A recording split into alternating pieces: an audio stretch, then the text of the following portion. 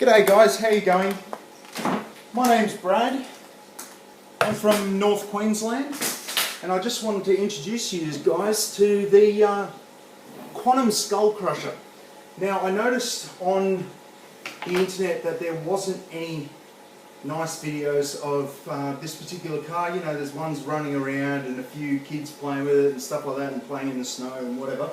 But there was no real unboxings. Now this is my first unboxing, so please bear with me. I will do my best, and if I forget anything, just let me know in your comments below.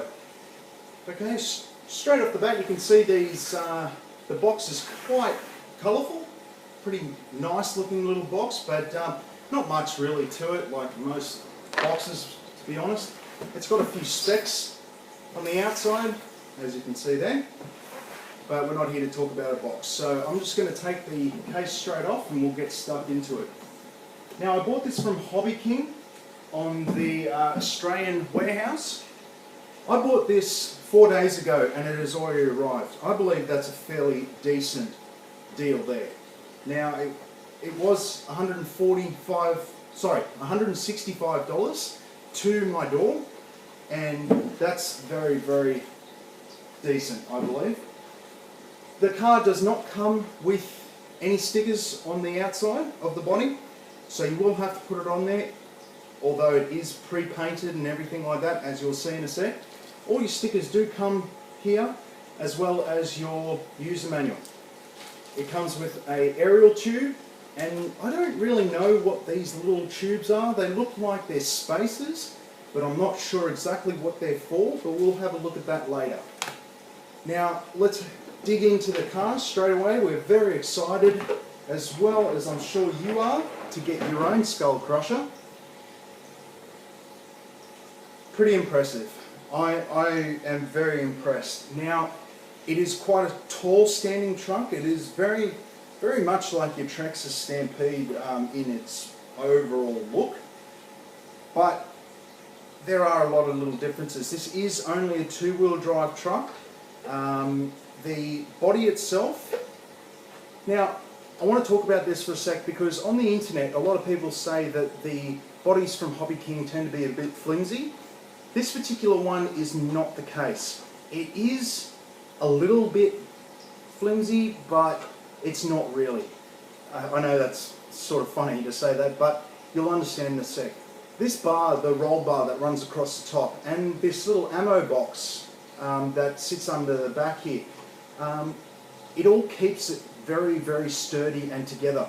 Now that is all removable. As you can see at the bottom, the Phillips head screws. You can just take it out and respray it or do whatever you want to it. I like the colour itself. To be honest, the yellow is very nice with the blue and the black and blah blah blah, all that stuff. But let's put that aside for now.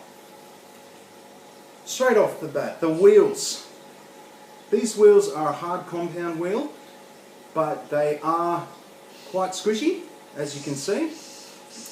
They will fit any standard hex 1/10 scale wheels. Yeah, definitely.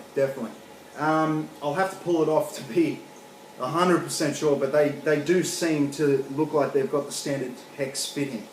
So that's really good, because you can put all different sorts of wheels on it. Because it is a rear wheel drive and you're going to be doing some dirt bashing, you might want to get some studded wheels on there, some spikes, anything like that. Run it through the sand, get some buckets on there. It'll be really well done. Now, the suspension, huge amount of travel. As you can see, massive amount of travel. Soft, plush. Some people say it's probably a bit too plush, but it's set up on its medium setting. They are oil-filled shocks with fully adjustable system on there, though they are plastic. Now, even though they're plastic, the plastic is quite well made and quite hard. Much like the shock tower itself is fairly thick, as you can probably see there. It is a fairly thick tower there.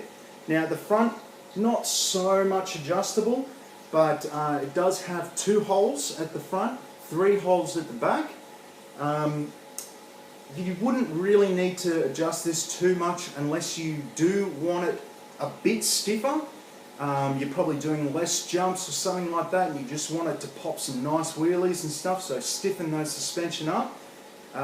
You can do that easily just by a twist.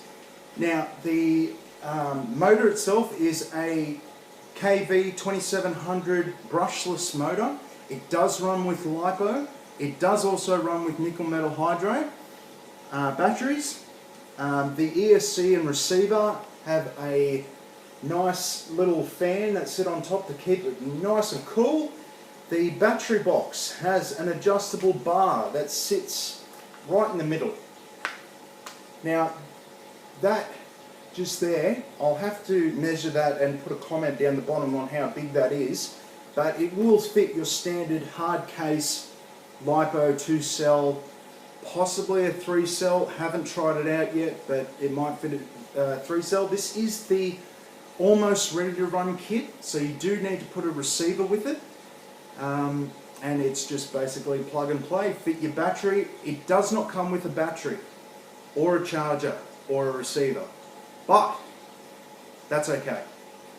The servo seems fairly medium in its movements. It is a Metal Gear servo, but I don't know how good it's going to be.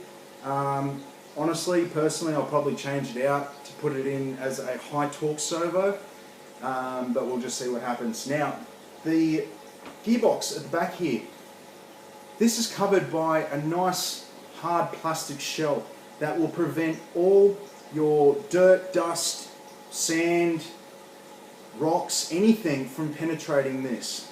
On the other side, if you can see that, I'm not sure if you can, it actually has an aluminium plate that sits on the other side.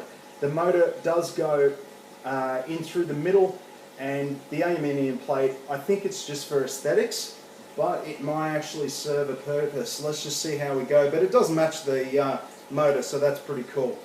The bumpers itself have a nice flexible feel to them. They are still quite strong though. The servo itself, sorry, going back and forth, this is my first one, so bear with me as I said. The servo has a decent cage on it, so it is very well protected from your hard rocks and stones and wood and everything that you're going to hit with it, as well as the back itself. What else can I tell you? The wheelie bar, I don't know if you guys collect your RC cars. I've got 10 already, this is my 11th car. The wheelie bars on all my cars tend to be very flimsy. This is rock solid. That is a very decent wheelie bar with a fully adjustable system. The wheels are nice. You know, overall that's a really, really nice little kit. So I'm going to leave you now, but I hope you enjoyed the unboxing. I'll leave you with a few little looks over the car. Oh, sorry, I'll just mention this quickly. The drive shafts, the dog bones, are in fact metal.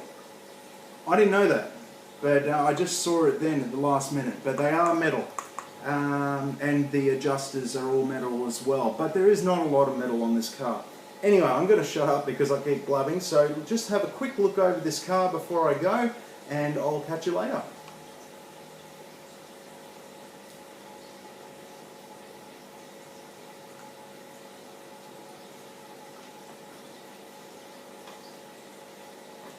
Thanks a lot, guys.